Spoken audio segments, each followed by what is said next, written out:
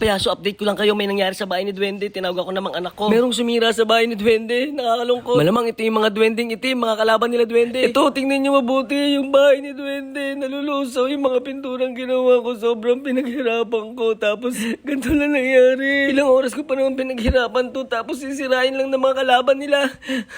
Diyos ko, bakit ganito? Sorry Duwende, di ko kayo naprotektahan. Tapos, meron pang kumain dun sa bunga ng bayabas. Ayan yung nakikita nyo yung mga patak-patak ng pinagkainan. Ang dami, ayan o. Yung bayabas na malaki, ayan, pinagkakain nila. Sino kayo sumabutay? Ayan o, ang daming tapyas. Sinira nila yung malaking bayabas ko. Comment nyo naman kung sino sumira nito, mga kalaban ba ni Duwende? O sino ba talaga? Isang nakakalungkot na araw para sa akin. Para tuloy wala akong ganong kumilos ngayong araw. Hindi ko alam kung paano magsisimula uli. Nakaka-stress ka, Payaso.